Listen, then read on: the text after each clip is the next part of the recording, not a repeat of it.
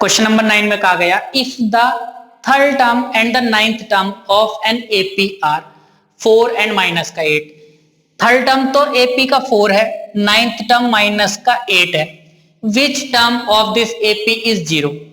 इस वाली एपी का कौन सा वाला टर्म 0 होगा, ये हमें फाइंड करना। तो पहली वाली जो लाइन दी रखी है ना कि थर्ड टर्म हमारा 4 है, नाइन्थ टर्म माइनस का 8 है, इससे हम पहले ए और डी की वैल्यू फाइंड कर लेते हैं।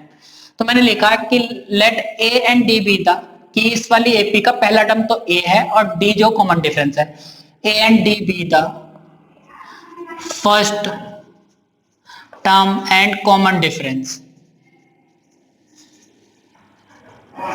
Common difference of AP. ठीक, तो देखिए हमसे कहा गया थर्ड टर्म, तो किसी एपी के थर्ड टर्म को हम लिखते हैं A3 और A3 हमें कितना गिवन है 4, ये हो गया। ठीक, अब देखिए A3 को हम कैसे लिखते हैं, अगर हमारा A3 दे रखा तो उसे लिखते हैं A प्लस 2D। अगर फोर्थ टर्म की बात करेंगे तो A4 हो जाएगा A प्लस 3D। हमसे कहा गया नाइन्थ टर्म, तो नाइन्थ टर्म को हम लिखेंगे A प्लस 8D। डी के साथ जो नंबर आता है ना इससे एक कम आता है, तो A3 को हमने लिखा A प्लस 2D और वो हो जाएगा हमारा 4, equation number 1। And ninth term को हम लिखेंगे A9, 9A और वो हमें दे रखा माइनस का 8। नाइन्थ वाले टर्म को हम क्या लिखेंगे A प्लस 8D और वो हमारा हो जाएगा माइनस का 8। ये हो जाएगी हमारी इक्वेशन नंबर 2। ठीक, इन दोनों इक्वेशन को सॉल्व करते ए और डी की वैल्यू फाइंड करते हैं। तो इक्वेशन को सॉल्व करने का तरीका यह है कि इन दोनों इक्वेशन को ऊपर नीचे इस तरह से लिख देते हैं हम। ठीक, एक लाइन खींच दे, देखिए यहाँ पे ए का कोफिशिएंट 1 है, यहाँ भी कोफिशिएंट 1 है, इन दोनों के साइन भी एक जैसे है, तो पहले तो इन्हें अलग अलग साइन करने हैं हमें। तो मैं यहाँ लिखूंगा सबट्रैक्ट, और जब सबट्रैक्ट करते तो नीचे वाली इक्वेशन के सभी साइन बदल जाते हैं। ये प्लस का था माइनस हो गया, ये प्लस था माइनस हो गया, ये माइनस था ये प्लस हो गया, इस तरह से साइन बदल जाते हैं। और पहला वाला टर्म देखिए ये प्लस का ए हो गया, ये माइनस का, ये कैंसिल हो गए। अब इसे सॉल्व करते प्लस का 2D है, माइनस का 8D है, तो कितना बचेगा माइनस का 6D बचा। प्लस का 8 है, अब जाइए प्लस का 8, ये प्लस का 4, तो कितना बचा प्लस का 12। ये माइनस का 6 इधर डी के साथ मल्टीप्लाई में, इधर जाके किस में हो जाएगा डिवाइड में हो जाएगा, इस तरह से 6 2 जा 12, तो डी की वैल्यू आ जाएगी माइनस का 2। माइनस का 2 का मतलब ये है कि हमारी एपी घटती जा रही है, घट ही रही है। देखिए थर्ड टर्म 4 आ रहा है, नाइन्थ टर्म माइनस का 8 आ रहा है, तो घटती जा रही है एपी हमारी। ठीक, डी की वैल्यू किसी भी इक्वेशन में पुट कर दीजिए, ए की वैल्यू आ जाएगी। लिख रहे पहली वाली इक्वेशन में पुट कर रहे हैं डी की वैल्यू, लिख रहे फ्रॉम इक्वेशन 1। तो ए तो हमारा ऐसे ही रहा, ये प्लस 2 मल्टीप्लाई डी की जगह माइनस 2 पुट कर दे रहे, इक्वल टू कितना हो जाएगा 4। ए प्लस ये माइनस का 4 हो गया equal to 4, A equal to ये इधर चला गया प्लस का 4 हो गया, ए की वैल्यू आ गई 8। इसका मतलब ये हुआ कि इस वाली एपी का पहला टर्म प्लस का 8 आ गया। ठीक, अब देखिए सेकंड वाली लाइन में हमसे कहा गया था which term of this AP is 0, कि देखिए पहला टर्म हमारा 8 है ना इस वाली एपी का, तो हमारी जो ना ये तो 8 हो गया पहला टर्म। अब देखिए कॉमन डिफरेंस हमारा 2 दे रखा था माइनस का 2, तो इस तरह से हमारा जो ना माइनस का 2 होगा अगले नंबर में, तो यहाँ आ जाएगा 6 4, ऐसे ऐसे करके 0 भी कहीं न कहीं आ रहा होगा इस वाली एपी में। तो वो हमें चेक करना है कि भाई कौन सी वाली पोजीशन पे आ रहा है। अगर देखिए तो बहुत शॉर्ट सा है, अगर मैं इसे सॉल्व करूँ ना तो इस तरह से भी कर सकते हैं। देखिए -2 होता है रहा, तो यहाँ 2 बचेगा, यहाँ 0 आ रहा है, तो भैया कौन सी वाली पोजीशन पे आ रहा है, फिफ्थ वाली पे आ रहा है। 1 2 3 4 5, तो n की वैल्यू हमारी 5 आएगी। लेकिन हमें इसे ऐसे सॉल्व नहीं करके दिखाना, ठीक है ना, हमें तो इसे फॉर्मूले से सॉल्व करना है, तो n की वैल्यू 5 ही आएगी, आप देखना। तो भाई मैंने मान लिया कि जो 0 है ना इस वाली एपी का, वो nth प्लेस पे आ रहा, वो nth टर्म है इस वाली एपी का।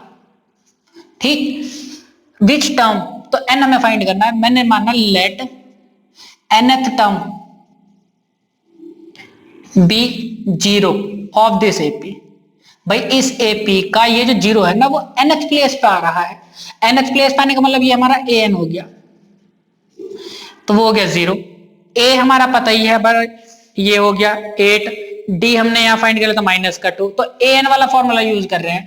an वाला होता है a plus n minus 1 into D, तो लिख रहे हैं an equal to a plus n minus 1 into D. an की जगह 0 लिख दिया, ए की जगह कितना आ गया 8, एन हमें फाइंड करना है ऐसे रहने दिया, डी की जगह आ जाएगा माइनस का 2, ये 8 इधर आके किसका हो जाएगा माइनस का n माइनस 1 और मल्टीप्लाई में माइनस का 2, ये मल्टीप्लाई में माइनस का 2 था, इधर डिवाइड में आ जाएगा इस तरह से n माइनस 1 ऐसी रहा, माइनस से माइनस हट गया, 2 4 जा 8, 4 इक्वल टू n माइनस 1, ये वाला माइनस 1 इधर लेफ्ट में आएगा तो किसका हो जाएगा प्लस का हो जाएगा, तो n की वैल्यू कितनी आ जाएगी 5 आ जाएगी। मैंने अभी आपको बताया था कि भाई इसके बाद देखिए 2 आ रहा होगा और यहाँ 0 है, फिफ्थ वाली पोजीशन पे आना है, तो n की वैल्यू हमारी 5 आ गई, इसका मतलब इस वाली एपी का फिफ्थ वाला टर्म हमारा 0 है।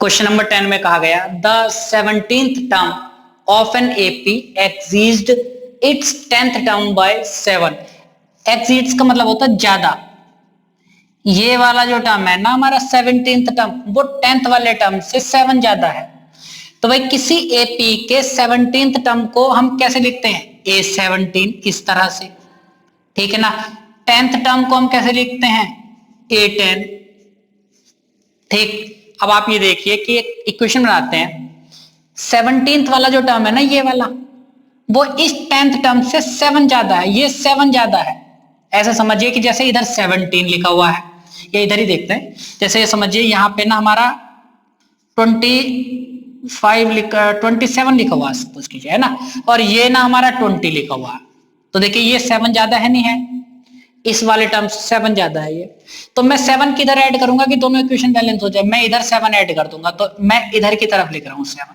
तो देखिए दोनों इक्वेशन हमारी क्या हो जाएंगी, दोनों साइड हमारी बैलेंस हो जाएंगी। अब हमारा ये भी जो 17th वाला टर्म था ना, अब ये दोनों बराबर हो गए, क्योंकि 17th टर्म पहले से 7 ज्यादा था, तो हमने इधर 7 ऐड कर दिया, दोनों इक्वेशन बैलेंस हो गई। अब देखिए किसी एपी के पहले टर्म को हम a लिखते हैं, सेकंड टर्म a2 को लिखते हैं a plus D, third term को a प्लस 2d लिखते हैं, फोर्थ टर्म को a प्लस 3d लिखते हैं, a10 को हम इसी तरह से a प्लस 9d लिखते हैं, यहाँ 10 है तो यहाँ 9 आएगा, इसी तरह से a17 अगर होगा तो हम क्या लिखेंगे a प्लस 16d, ठीक है ना, तो इसकी जगह तो मैं लिख रहा हूं a प्लस 16d, इस a10 की जगह मैं क्या लिखूंगा a प्लस 9d, प्लस का 7 ऐसी रहा ये, ठीक। ये हमारे जो ना वेरिएबल वाले टर्म है ये दोनों तो इसे लेफ्ट में ला रहे हैं, देखिए a प्लस 16d हमारा ऐसी रहा, ये वाला a इधर आके माइनस का हो गया, ये 9d भी इधर आके माइनस का हो गया, ये 7 अभी हमारा ऐसी उधर रहा, ठीक है ना, ये माइनस का a प्लस का a कैंसिल हो जाएंगे, 16d माइनस 9d कितना बचेगा 7d और equal to 7, d equal to ये 7 इधर मल्टीप्लाई में था इधर डिवाइड में आ गया, 7 1 जा 7, तो d की वैल्यू हमारी 1 आ गई, इस वाली एपी का जो कॉमन डिफरेंस है वो हमारा 1 आ गया। क्वेश्चन नंबर 11 में कहा गया विच टर्म ऑफ एपी, एक एपी हमें गिवन है, देखिए 3 15 27 39, पहले तो मैंने ये एपी यहां लिख दी 3 15 27 39 will be 132 more than its 54th term, कि इसमें हमारा एपी में कहीं पर 54th टर्म आ रहा होगा, A54 लिख दिया मैंने उसे, ठीक है ना, उससे 132 ज्यादा एक टर्म है, वो वाला कौन सा टर्म होगा, तो सबसे पहले तो मैं इस वाली एपी का 54th वाला टर्म फाइंड कर रहा हूं, ठीक है ना, तो देखिए ये हमारी एपी गिवन है, तो इसका पहला टर्म ए क्या हो गया हमारा 3 हो गया, ये कॉमन डिफरेंस फाइंड करते हैं तो वो हो जाएगा 15 माइनस 3, सेकेंड टर्म में से फर्स्ट टर्म माइनस कर देते वो हमारा क्या आ जाएगा कॉमन डिफरेंस आ जाता, ठीक। A54 फाइंड करना है, ठीक है ना, तो देखिए किसी भी एपी के अगर हमारा देखिए third term a plus 2d है, fourth term a plus 3d लिखते हैं हम, यहां से एक नंबर कम हो जाती है यहाँ d के साथ मल्टीप्लाई में, तो इसी तरह से आप देखिए A54 फाइंड करना है तो मैं क्या लिखूंगा a प्लस 53d लिख दूंगा, भाई A54 को हम a प्लस 53d लिख सकते हैं, a की जगह कितना आ जाएगा 3 प्लस 53 हमारा ऐसे रहा, d की जगह कितना आ जाएगा 12, 3 प्लस मल्टीप्लाई करते हैं 12 3 36, 3 कैरी 12 5 जा 60 63, तो हमारा जो नंबर आ जाएगा इन दोनों का सम हो जाएगा 639। इसका मतलब ये हुआ कि भैया A54 वाली जो पोजीशन है ना यहाँ, ये वाला नंबर हमारा 639 है, ये ठीक, अब क्वेश्चन पे चलते हैं फिर दोबारा से। हमसे कहा गया था इस वाली एपी का 132 more than it's 54th term. इस वाले 54th वाले टर्म में अगर मैं 132 ऐड कर देता हूं, ठीक है ना, तो वो वाला टर्म इस वाली एपी में कौन सी वाली पोजीशन पाएगा? तो मैं सबसे पहले इस वाले 54th वाले टर्म में ना 132 ऐड कर रहा हूं, तो ये कितना हो जाएगा 639 प्लस 132, 9 2 11 कैरी 1 7 7, तो 771 इस वाली एपी में कहीं आ रहा होगा इस तरह से। तो ये बताना कि भाई ये वाला कौन सी वाली पोजीशन पे आ रहा है। जैसे 1 2 3 4 ये 54 वाली हो गया, इसके बाद 55 आएगा, 56 आएगा, तो ये वाला कौन सी पोजीशन पे आ रहा है ये हमें चेक करना है। तो भाई मैंने लेट किया कि ये वाला हमारा nth पोजीशन पे आ रहा है, लिख रहे let nth term of this AP be 771, कि अगर ये nth वाला टर्म है हमारा, अगर ये a nth टर्म है तो इसे हम an लिख सकते हैं। तो भाई an हमारा क्या हो जाएगा 771 हो जाएगा। a हमें पता है, d हमें पता, an हमें पता, हमें n फाइंड करना है, number of term, which term है ना। तो an का फॉर्मूला यूज करते हैं, देखिए an equal to a plus n minus 1 into D. an की जगह हमने लिख दिया 771, a हमारा कितना है 3, n तो मैं फाइंड करना ऐसे रहा, और d की जगह आ जाएगा 12। ये 3 इधर प्लस का है, इधर आके किसका हो जाएगा माइनस का, n माइनस 1 इंटू 12, माइनस करा तो कितना बचेगा 768, n माइनस 1 और इंटू 12, ये 12 मल्टीप्लाई में इधर आके किस में हो जाएगा डिवाइड में, n माइनस 1 अभी हमारा ऐसे रहा, 12 6 जा 72 और 12 4 जा 48, तो 64 इक्वल टू n माइनस 1 है। ये माइनस का 1 लेफ्ट में आ जाएगा तो प्लस का 1 हो जाएगा, तो n की वैल्यू आ जाएगी 65। इसका मतलब ये हुआ कि भाई ये जो हमारा नंबर है ना ये 65 पोजीशन पर आ रहा है, ये A65 है 771। क्वेश्चन नंबर 12 में कहा गया है two APs have the same common difference. The difference between their 100th term is 100. What is the difference between their 1000th term? देखिए ये कहा गया कि सेम कॉमन डिफरेंस है, दो एपी है। देखिए एक एग्जांपल लेके समझते हैं। मान लीजिए कोई एपी हमारी 2 से स्टार्ट हो रही है, मतलब किसी एपी का पहला टर्म 2 है, तो और उसके कॉमन डिफरेंस ना 2 है, तो अगला टर्म क्या होगा 4 6 8 10, इस तरह से होगा नहीं होंगे उसका टर्म, ठीक है ना। और मैंने एक लेट किया कि दूसरी एपी है और उसका जो पहला वाला टर्म है ना वो कुछ और मान लेते हैं, जैसे सपोज कीजिए मैंने 15 मान लिया, ठीक, और सेम कॉमन डिफरेंस मानना मैंने, दूसरी वाली एपी का भी कॉमन डिफरेंस सेम है, मतलब 2 का डिफरेंस है, तो देखिए अगला वाला टर्म कितना होगा 17 हो जाएगा, फिर कितना होगा हमारा अगला टर्म 19 हो जाएगा, 21 23, इस तरह से हमारी ये दो एपी हो गई, है ना। तो अब आप देखिए यहाँ पे पहले वाले टर्म का डिफरेंस देखिए आप, 15 माइनस 2 कीजिए 13 है। आप सेकंड वाले टर्म्स का भी डिफरेंस कीजिए, वो भी हमारा 13 आएगा, 17 माइनस 4, इसका भी डिफरेंस हमारा 13 है। फोर्थ वाले टर्म्स का भी डिफरेंस 13 है। तो इस तरह से अगर हमारा कॉमन डिफरेंस सेम होता ना दो एपी का, तो हर एक टर्म्स के बीच में जो डिफरेंस रहेगा ना वो सेम ही सेम चलता जाएगा। अगर आप इसका 100th वाले टर्म का, अगर यहाँ पर देखिए कोई हमारा 100th टर्म होगा, यहाँ पर भी हमारा 100th टर्म होगा, तो उन दोनों का कॉमन डिफरेंस भी क्या आएगा 13 आएगा। अब इस तरह से अगर उसमें 1000th टर्म हो गए भैया, इसका पहली वाले का 1000th टर्म और नीचे वाले जो एपी है उसका भी 1000th टर्म, उनका डिफरेंस भी हमारा कितना रहेगा 13 ही रहेगा। बिल्कुल सेम इसी तरह से अगर दो एपी का कॉमन डिफरेंस सेम है और भैया उसके 100th टर्म में 100 का डिफरेंस है, 100 का ही डिफरेंस है, तो भैया 1000th टर्म में भी उसके डिफरेंस कितना रहेगा 100 का ही रहेगा। आप 1 लाख टर्म्स के बीच में डिफरेंस फाइंड करोगे ना दोनों के, तो वो भी हमारा 100 का ही रहेगा। लेकिन कैलकुलेशन से कैसे सॉल्व करना वो देखते हैं इसे। तो भाई मैंने ये मान लिया कि दो एपी हैं, देखिए पहला टर्म तो अलग अलग हो सकता है लेकिन कॉमन डिफरेंस सेम सेम है। तो मैंने माना कि भाई पहली वाली एपी का late A1 and A dash, ठीक है ना, या ऐसे माना मैंने ए डैश एंड 1 2 नहीं लिख रहे, ए डैश और A double dash be the first terms of 2AP। भैया पहली वाली एपी का तो ये फर्स्ट टर्म है और सेकंड वाली एपी का ये वाला फर्स्ट टर्म है। मान लिया हमने ए डैश ए डबल डैश, तो भाई कॉमन डिफरेंस सेम है and D be the common difference of both AP, है ना, दोनों का सेम डिफरेंस है। ठीक, तो भाई 100th टर्म निकालते हैं पहली वाली एपी का, तो पहली वाली का एपी का जो 100th टर्म होगा ना, A100 लिखेंगे उसे, तो उसे हम कैसे लिखेंगे, A100 को हम लिख सकते हैं पहला term A dash plus 99D। देखिए किसी एपी के पहले टर्म को तो हम लिखते हैं A, सेकंड टर्म को A plus D, third term को A plus 2D, fourth term को A प्लस 3D, है ना। जैसे यहाँ 4 है तो यहाँ 3 आ जाएगा, यहाँ 3 तो यहाँ 2।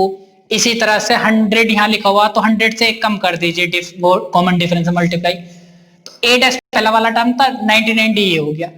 ठीक, इसी तरह से सेकंड, ये तो पहली वाली एपी का था, फर्स्ट एपी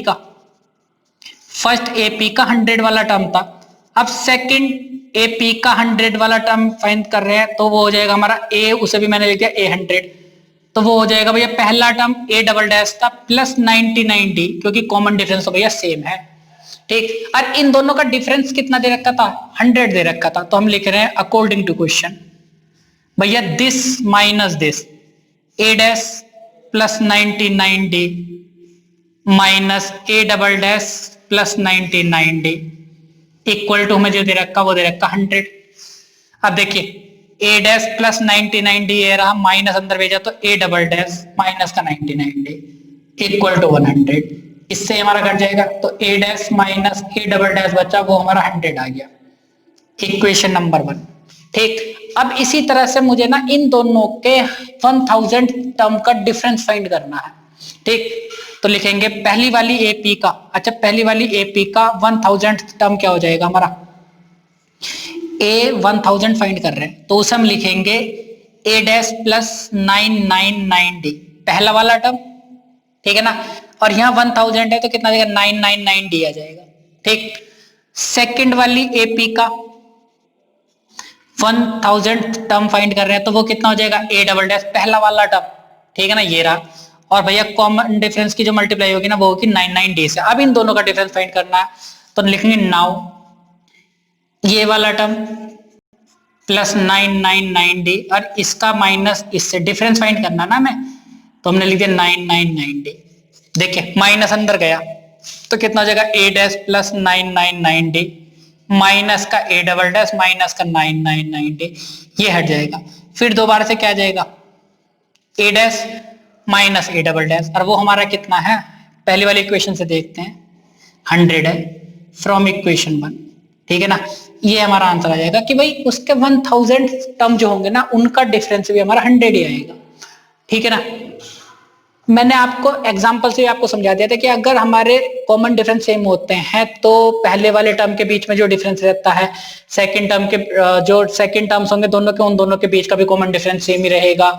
थर्ड टर्म जो है ना उन दोनों एपी के, उनका डिफरेंस भी 13 रहेगा, इस तरह 13 ही आएगा इस वाली एपी का। अब ये जो दो एपी थी उनका जो ना 100 था डिफरेंस बीच बीच का, है ना, तो 1000 टर्म के बीच का भी डिफरेंस 100 रहेगा। अगर आप 2000 टर्म फाइंड करते हैं ना तो उन दोनों का भी डिफरेंस क्या रहेगा, 100 ही रहेगा। क्वेश्चन नंबर 13 में कहा गया how many 3 digit numbers are divisible by 7। Exam के हिसाब से ये वाला क्वेश्चन सबसे ज्यादा इंपॉर्टेंट है। ठीक है, तो देखिए 3 डिजिट्स की जो नंबर हमारी स्टार्ट होती है वो कहां से स्टार्ट होती है, 100 से, ठीक है ना, इस तरह से, और कहां तक जाती है 999 तक। तो इन नंबर के बीच में 100 से लेके 999 तक हमें ये चेक करना कि कितनी ऐसी नंबर हैं जो 7 से डिविजिबल हो रही हैं। तो सबसे पहले मैं पहली नंबर ऐसी फाइंड कर रहा हूं 3 डिजिट की जो 7 से डिविजिबल हो जाए। तो सबसे छोटी नंबर हमारी क्या होगी, 100 होती है। तो हम 100 को डिवाइड कर रहे हैं 7 से, सबसे पहली नंबर फाइंड करने के लिए 3 डिजिट की जो 7 से डिविजिबल होती है। तो देखिए 7 1 कितना हो जाएगा, 7 हो जाएगा, कितना बचा 3 0, ठीक है ना।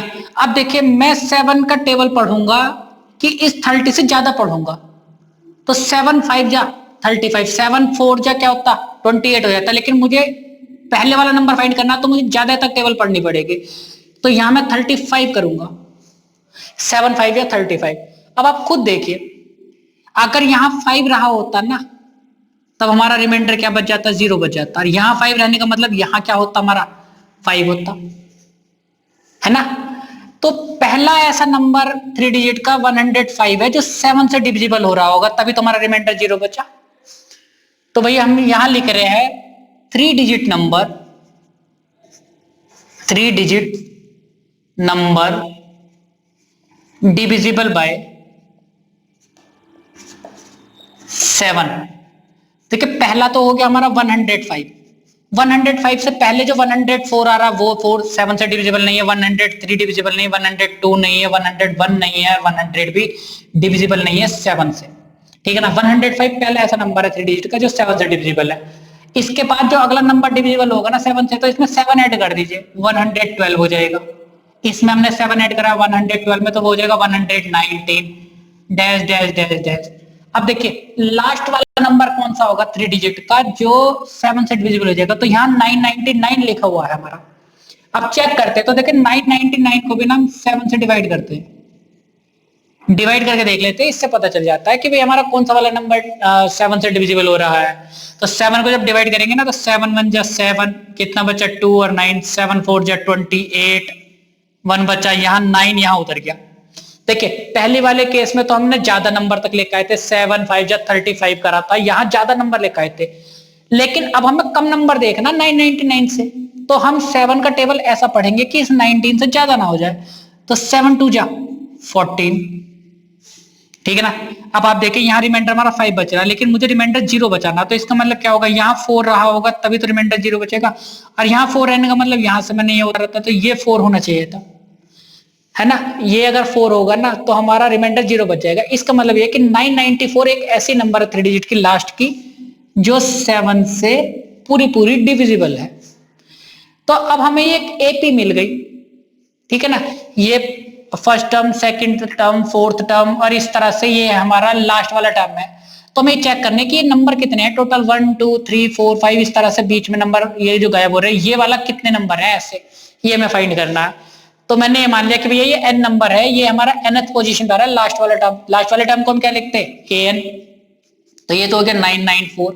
एपी का पहला वाला टर्म a कितना हो जाएगा हमारा 105, कॉमन डिफरेंस जो d है वो second term minus first term कर दीजिए, second term minus first term कितना हो जाएगा 7, ठीक। वैसे भी हमने इसे 7 7 ऐड करके फाइंड करा था, ठीक।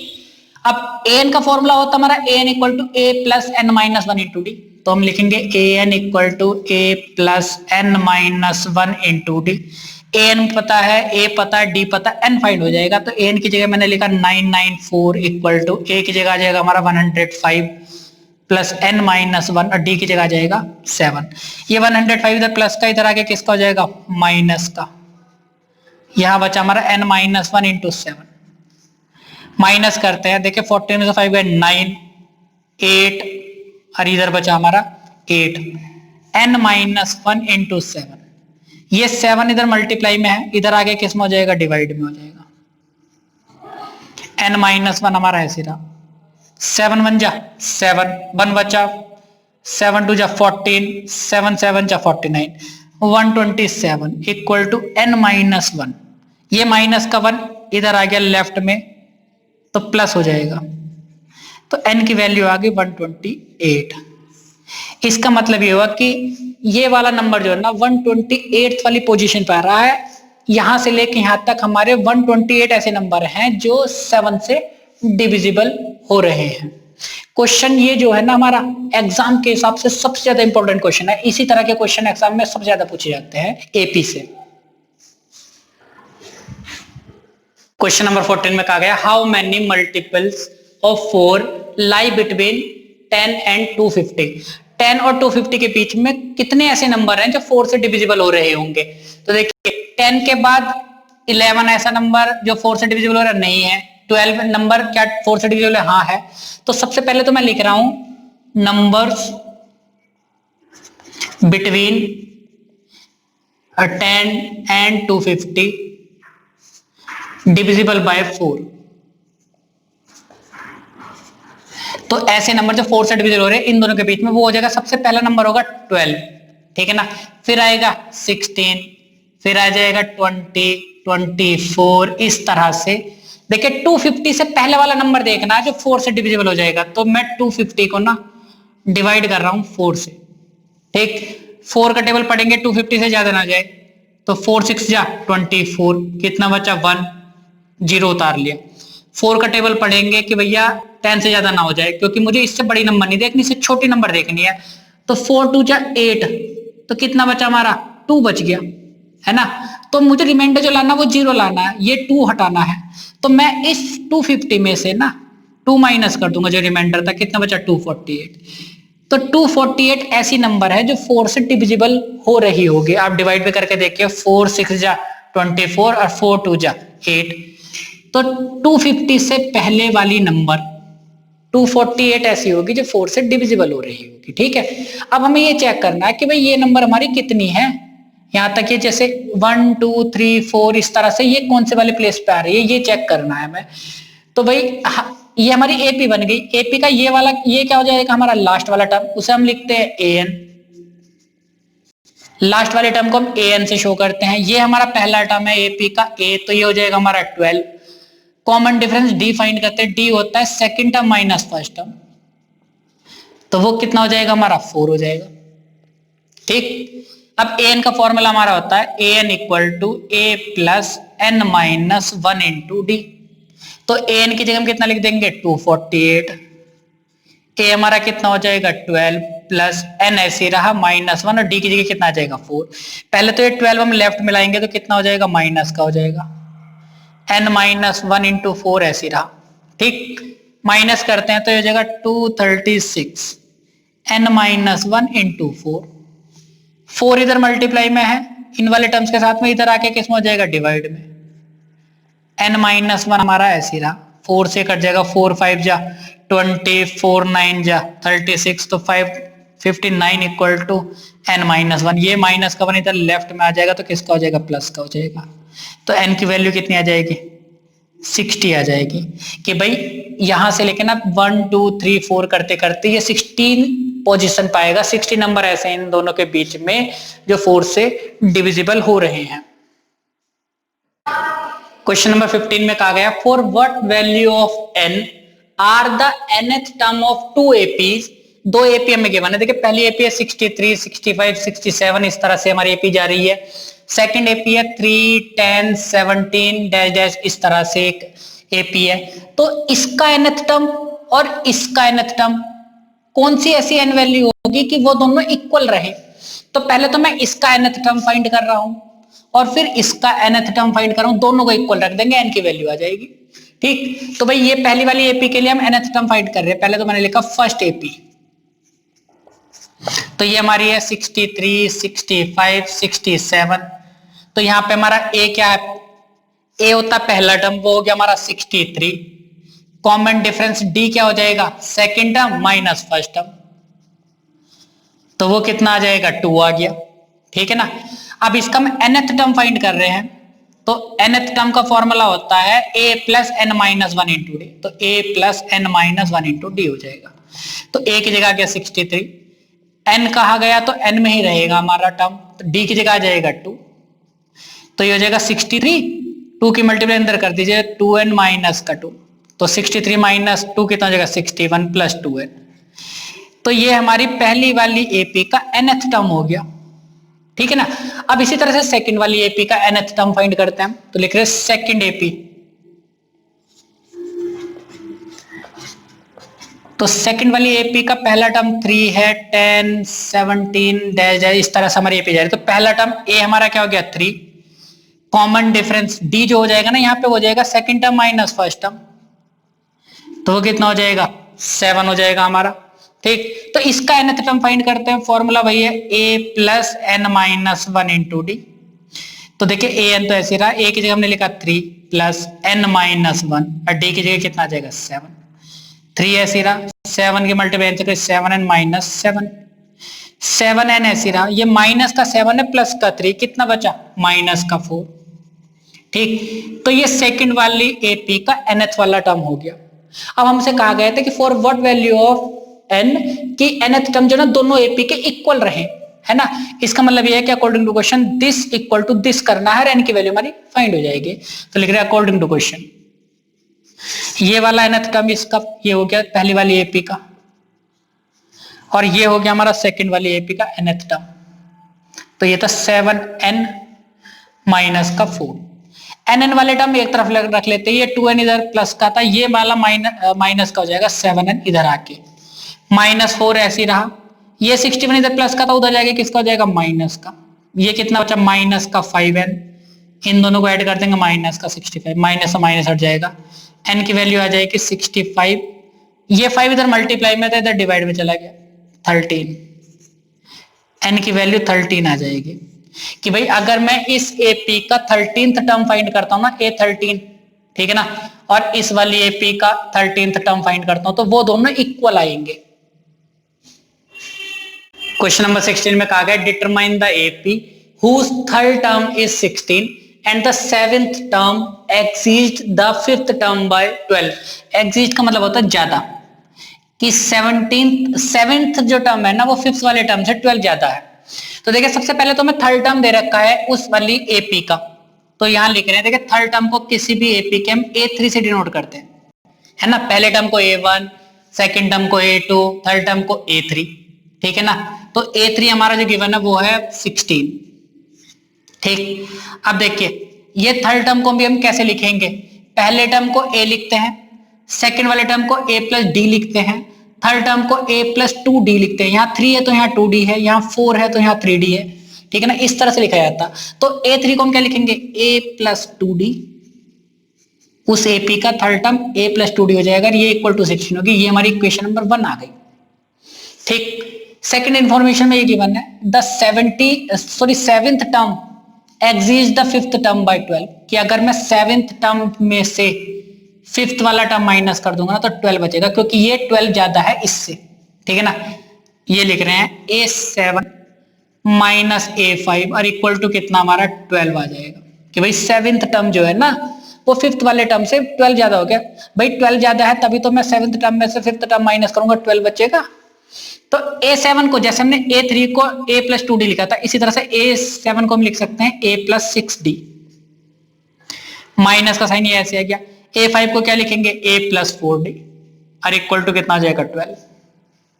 ठीक, सॉल्व करते हैं, देखिए A प्लस 6D ऐसे रहा, ये माइनस अंदर गया, माइनस का A हो गया, माइनस का 4D हो गया, इक्वल टू 12, A से हट जाएगा 6D माइनस 4D, 2D बचा इक्वल टू 12, ये 2 इधर मल्टीप्लाई में था, इधर आके किस में हो जाएगा डिवाइड में हो जाएगा, 2 1 जा 2, 2 6 जा 12, तो D की वैल्यू कितनी आ जाएगी 6 आ जाएगी। इस D की वैल्यू को मैं पहली वाली इक्वेशन में पुट कर रहा हूं तो यहाँ A की वैल्यू फाइंड हो जाएगी, लिख रहे फ्रॉम इक्वेशन 1।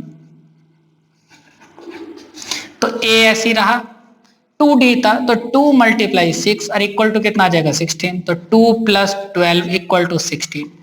ये जो 12 था ना राइट में जाके किसमें हो जाएगा माइनस में, तो A की वैल्यू आ जाएगी 4, कि इस वाली AP का पहला वाला टर्म हमारा 4 हो जाएगा, कॉमन डिफरेंस हमारा 6 है। तो हमसे जो ना डिटरमाइन द AP, हमें AP फाइंड करने के लिए कही गई है। तो देखिए अगर कोई AP फाइंड करनी होती है ना तो AP के जो टर्म्स होते हैं ना तो हमारे इस तरह से होते हैं कि पहला वाला term A1, A2, A3, A4, पहले वाले टर्म को A1 को लिखते हैं हम A, तो वो तो हमारा ये आ गया 4। ठीक, सेकंड वाले टर्म को लिखते हैं A प्लस डी, तो ये हो जाएगा A प्लस डी, तो A की वैल्यू कितनी है 4 और D की वैल्यू कितनी आई थी हमारी 6, तो भाई ये दोनों ऐड होकर कितना हो गया 10, तो सेकंड वाला टर्म इस वाली AP का हो जाएगा 10। ठीक, अब थर्ड टर्म अगर आपको फाइंड करना तो या तो आप सेकंड टर्म जो आया है सेकंड टर्म उसमें आप कॉमन डिफरेंस ऐड कर दीजिए, ठीक है ना, तब कितना हो जाएगा 10 प्लस 6 16 आ जाएगा। वरना आप A3 की वैल्यू A प्लस 2D से भी फाइंड कर सकते हैं, अगर मैं A प्लस 2D से फाइंड करूंगा ना तब भी हमारी 16 ही आएगी, तो आप किसी भी तरीके से फाइंड कर सकते हैं। A4 फाइंड करना है तो आप थर्ड वाले टर्म में कॉमन डिफरेंस ऐड कर दिया, थर्ड टर्म हमारा कितना आया था 16, कॉमन डिफरेंस हमारा 6, तो ये वाला टर्म आ जाएगा 22। इस तरह से हमारे और भी हम टर्म फाइंड कर सकते हैं। तो हमारी जो एपी हो जाएगी ना, तो वो ये हो जाएगी 4, 10, 16, 22 dash dash dash dash. Number 17 में कहा गया find the 20th term from the last term of the AP.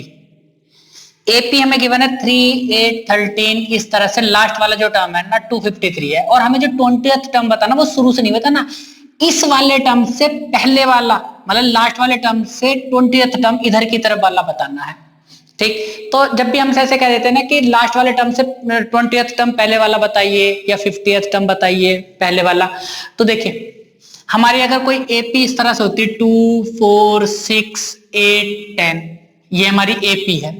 तो अगर मैं इसका रिवर्स ऑर्डर करके लिखता हूं ना 10, 8, 6, 4, 2, तब भी हमारी ये क्या रहेगी, एक एपी रहेगी। बस एक डिफरेंस आ जाता है कि यहाँ पे हमारा जो कॉमन डिफरेंस है ना डी, वो 4 माइनस 2 कितना होता है, 2 हो रहा था, और यहाँ पे हमारा जो कॉमन डिफरेंस आ जाएगा ना वो 8 माइनस 10 मतलब माइनस का 2 हो जाएगा, है ना। यहाँ प्लस का 2 था और यहाँ माइनस का 2 हो गया। बस डिफरेंस, कॉमन डिफरेंस में ये अंतर आ जाता है कि उसका साइन बदल जाता है। अब अगर मुझे लास्ट वाले टर्म से 20th टर्म पहले वाला फाइंड करना, तो मैं इस एपी को पलट के लिख रहा हूँ, रिवर्स कर रहा हूं मैं, फिर हम 20th टर्म फाइंड कर देंगे उस एपी का। लिख रहे रिवर्स ऑफ दिस एपी, तो वो हमारा हो जाएगा, देखिए पहला वाला टर्म तो अब बन जाएगा 253। देखिए यहाँ जो कॉमन डिफरेंस आ रहा था ना, तो आप देखिए कितने कितने का था, 3, 8, 13 इस तरह से था, तो 5 का कॉमन डिफरेंस था भाई, मैं 3 में 5 ऐड कर रहा था, है ना। तो यहाँ डी आ जाएगा हमारा 8 माइनस 3 के इक्वल टू 5। लेकिन जब मैं इसे रिवर्स करके लिखूंगा तो उसका जो कॉमन डिफरेंस हो जाएगा ना वो माइनस का 5 हो जाएगा, क्योंकि डिफरेंस जो होता है ना कॉमन डिफरेंस, उसका साइन बदल जाता है। ये तो हमारी एपी बढ़ती हुई जा रही है, जब मैं इसे रिवर्स करके लिखूंगा तो वो घटती हुई आएगी। ठीक, तो उसमें d माइनस 5 आने का मतलब ये कि इस वाले टर्म में से हम 5 माइनस कर देंगे तो अगला वाला टर्म आ जाएगा, तो वो हो जाएगा 248। 2-3 टर्म फाइंड कर लेते हैं बस, इसमें मैं 5 माइनस करूंगा तो कितना आएगा, 243 डैश डैश डैश डैश। और भैया ये हमारा पहला टर्म था इस तरह से, तो यहां पर आकर ये हमारा लास्ट टर्म हो जाएगा, ठीक है ना, सेकंड लास्ट वाला टर्म 8 हो जाएगा। इस तरह से हमारी रिवर्स एपी बन जाएगी ये वाली। अब मुझे इस वाली एपी का 20th टर्म फाइंड करना है, क्योंकि भाई यहां से तो लास्ट से 20th फाइंड करना था, अब ये पहला बन गया तो यहां से 20th टर्म फाइंड करना है। तो भाई अब मैं लिख रहा हूं इस एपी का पहला टर्म हो गया 253, ये वाला कॉमन डिफरेंस कितना हो जाएगा, 248 माइनस 253, वो हो जाएगा माइनस का 5। ठीक, 20th टर्म फाइंड करना तो उसे हम लिखेंगे, किसी भी एपी के 20th टर्म को लिखते हैं a प्लस a20। ठीक, और a20 कैसे फाइंड करेंगे, उसे लिखेंगे हम a प्लस 19d। a20 को कैसे लिखते हैं, a प्लस 19d। जैसे a3 को हम लिखते हैं a प्लस 2d, a4 को लिखते हैं a प्लस 3d, a10 को लिखते हैं a प्लस 9d, तो इसी तरह से a20 को लिखेंगे a प्लस 19d। तो a की वैल्यू हमें पता है 253 है, 19 हमारा ये हो गया, d की वैल्यू कितनी आ जाएगी, माइनस का 5। तो 253 माइनस 95 आ जाएगा, ये 19 5 जा 95, माइनस करते हैं, देखिए कितना बचेगा, ये 158 बच जाएगा। तो भाई लास्ट से इस वाली एपी के लास्ट से 20th टर्म जो हो जाएगा ना वो क्या हो जाएगा, 158 हो जाएगा, ये हमारा आंसर है। क्वेश्चन नंबर 18 में कहा गया था sum of 4th and 8th term of AP is 24 and the sum of 6th and 10th term is 44, find the first 3 terms of the AP. देखिए किसी भी एपी का 4th टर्म को हम कैसे शो करते हैं, उसे लिखेंगे हम a4, है ना। 8th टर्म को हम कैसे लिखेंगे, 8, इस तरह से, और इन दोनों का सम कर दिया तो प्लस का साइन लगा दिया। अब वो सम हमारा कितना दे रखा है, 24 दे रखा है, ठीक है ना। 4th वाला टर्म और 8th वाले टर्म का सम 24 हो गया। अब देखिए a4 को हम कैसे लिखेंगे, देखिए a1 को हम a लिखते हैं, a2 को a प्लस डी लिखते हैं, a3 को a प्लस 2d लिखते हैं, a4 को a प्लस 3d लिखते हैं। यहाँ 4 है तो यहाँ 3 आएगा, यहाँ 3 है तो यहाँ 2d हो जाता है। इसी तरह से a4 है तो इसे हम क्या लिखेंगे, a प्लस 3d, और यहाँ a8 है तो a8 को हम क्या लिखेंगे, a प्लस 7d, और इक्वल टू कितना हो जाएगा, 24 हो जाएगा। अब देखिए ये a है, ये a है, कितना हो जाएगा, 2a, 3D और 7D कितना हो जाएगा 10D और इक्वल टू हो जाएगा 24। ये हमारी हो गई इक्वेशन नंबर 1। और फिर हमसे कहा गया था भाई दो जो टर्म्स है ना, 6th और 10th टर्म का सम 44 दे रखा, तो 6th वाले टर्म को हम लिखेंगे A6 और 10th वाले को लिखेंगे A10 और इन दोनों का सम कितना 44। इस तरह से 6th वाले टर्म को हम क्या लिखेंगे, जैसे A4 को A+3D लिखा तो भैया 6th वाले को हम लिखेंगे A+5D, A10 को हम लिखेंगे A+9D और दोनों का सम कितना 44। A और A कितना हो जाएगा 2A, 5D और 9D कितना हो जाएगा 14D इक्वल टू हो जाएगा 44। ये होगी हमारी इक्वेशन नंबर 2। तो ये हमारी पहली इक्वेशन, ये दूसरी इक्वेशन, इन दोनों को सॉल्व करेंगे, A और D की वैल्यू फाइंड कर लेंगे। तो linear equation in two variables हमारा चैप्टर जो 3 था ना, उसमें हमारा एक एलिमिनेशन मेथड है, उसको यूज करके इनकी वैल्यू फाइंड कर रहे हैं। तो देखिए इन दोनों को सॉल्व किस तरह से करेंगे। तो पहले तो मैंने पहली वाली इक्वेशन जो होती है ना, इसे उतार लिया यहाँ, इसके नीचे हमने दूसरी वाली इक्वेशन उतार दी 2A + 14D इक्वल टू 44। एक लाइन खींचे। अब आप यहाँ देखिए, यहाँ पे A का कोफिशिएंट कितना 2, यहाँ भी A का कोफिशिएंट कितना है 2, तो इन दोनों के कोफिशिएंट एक जैसे हैं। हम साइन बदल देंगे इनके। साइन बदलने के लिए हम लिखेंगे यहाँ पर सबट्रैक्ट। अब सबट्रैक्ट जब करते हैं ना, तो नीचे वाली इक्वेशन के साइन बदल जाते हैं। देखिए ये 2A प्लस का था माइनस का हो गया, ये प्लस का था ये माइनस हो गया, ये 44 भी प्लस का था माइनस हो गया। अगर कोई टर्म माइनस का होता तो वो प्लस हो जाता। अब देखिए ये 2A प्लस का ही रहा हमारा, ये माइनस का 2A हो गया। जब हम इन्हें ऐड करेंगे तो कैंसिल हो जाएंगे, भाई प्लस का 2A ये माइनस का 2A है। अब हमारे सिर्फ डी वाले टर्म बचे, तो ये 10D है, ये माइनस का 14D है, तो कितना बचेगा माइनस का 4D बचा। ये 44 माइनस का है, 24 प्लस का, तो कितना बचा माइनस का 20 बच गया। माइनस से माइनस हट जाएगा, D इक्वल टू ये 4 इधर मल्टीप्लाई में था, इधर जाके किस में जाएगा डिवाइड में, तो 4 5 जो 20, तो D की वैल्यू आ गई 5। कि इस वाली AP का जो कॉमन डिफरेंस रहेगा वो 5 रहेगा। इस D की वैल्यू को हम किसी भी इक्वेशन में पुट कर देंगे तो A की वैल्यू हो जाएगी। मैं इक्वेशन 1 में पुट कर रहा हूं, लिख रहे फ्रॉम इक्वेशन 1। अब इक्वेशन 1 में 2A तो ऐसे ही रहा हमारा, यहां 10D था, इस D की जगह मैं 5 पुट कर रहा हूं, तो इसे लिख रहे 10 × 5 और equal to 24। 2A plus 50 equal to 24। ये 50 इधर प्लस का है, राइट में जाके किसका हो जाएगा माइनस का, तो 2A इक्वल टू कितना बचा माइनस का 26। ये जो A2 है ना, इधर मल्टीप्लाई में था, इधर डिवाइड में आ जाएगा, कितना बचा 13।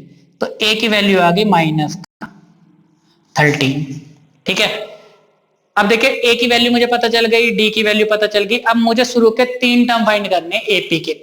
तो भैया AP जो होती है ना, उसके 3 टर्म, तो A1 A2 और A3 मुझे फाइंड करने। A1 को हम क्या लिखते हैं A, तो A तो हमें पता माइनस का 13 है। A2 को हम लिखते हैं A + D, तो A तो माइनस का 13 है और D हमारा कितना है प्लस का 5, तो ये हो जाएगा माइनस का 8।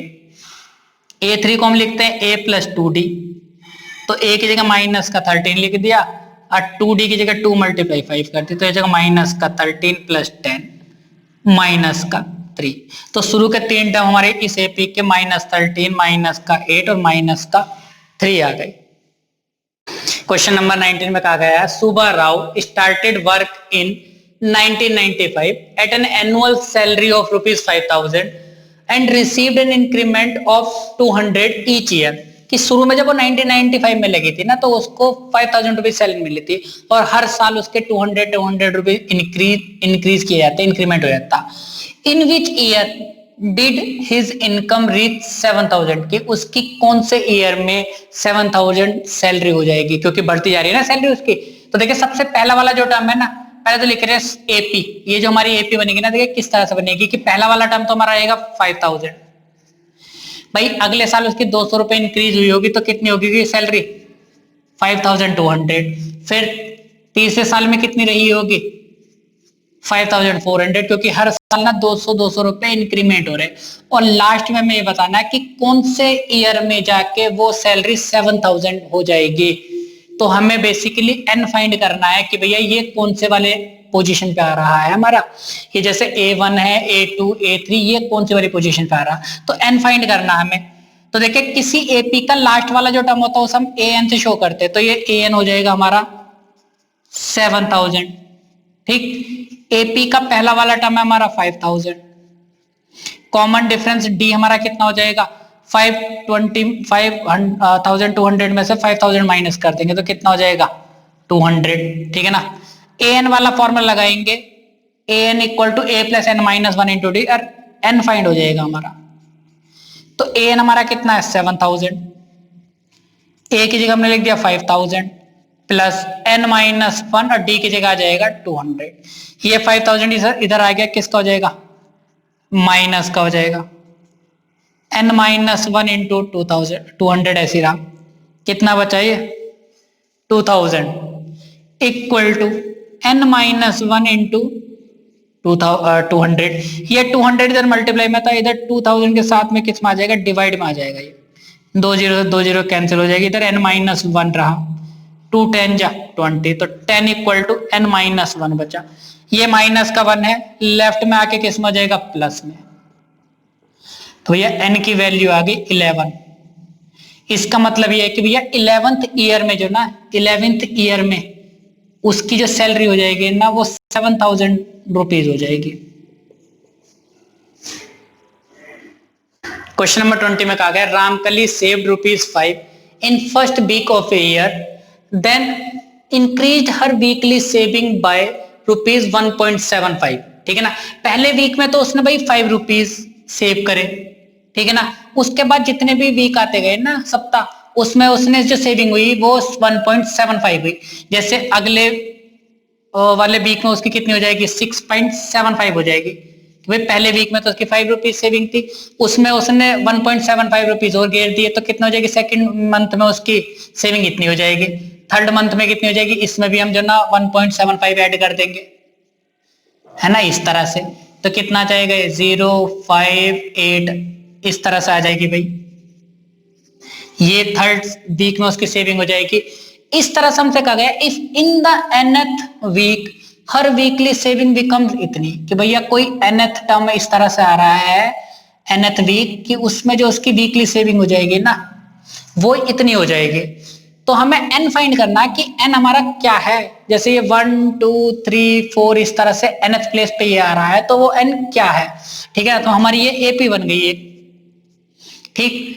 इस एपी का लास्ट वाला टर्म ये है, लास्ट वाले टर्म को हम क्या लिखते हैं an लिखते हैं। तो भाई ये हमारा an हो गया, वो हो गया 20.75, ठीक। पहला वाला जो टर्म था वो क्या था 5 एपी का। कॉमन डिफरेंस होता है second term minus first term, और वैसे भी हमसे कहा गया कि सेविंग की जो मतलब इंक्रीमेंट हो रहा है ना, सेविंग में इंक्रीज कर रहा है वो ये हो रहा, तो यही हमारा क्या हो जाएगा कॉमन डिफरेंस है, ठीक। और an वाला फॉर्मूला लगा देंगे, n की वैल्यू फाइंड हो जाएगी an equal to a plus n minus one into D. तो an की जगह हमने लिख दिया 20.75, a हमारा 5 हो जाएगा, n minus one into D की जगह आ जाएगा 1.75, ठीक। ये 5 इधर प्लस में था, पहले इसे लेफ्ट में ला रहे हैं तो माइनस का हो जाएगा ये इस तरह से। तो n माइनस वन इंटू 1.75 हमारा ऐसे रहा, 20.75 में से 5 माइनस करा तो बचा 15.75, n माइनस वन इंटू 1.75 ऐसी रहा। ये 1.75 इधर मल्टीप्लाई में था इसके साथ, इधर आके किस में हो जाएगा डिवाइड में हो जाएगा, 1.75 equal to n minus one ऐसी रहा ये, ठीक। अब देखिए पॉइंट के बाद कितने प्लेसेस है 2, ये हट जाएगा ये हट जाएगा, ठीक ना। इसे कैंसिल करते हैं 5 से करते हैं, 5 3 15 5 5 25, ये जाएगा 5 3 15 5 1 5 5 5 25, 5 7 35, 5 6 30, 5 3 15, 7 1 7, 7 9 63।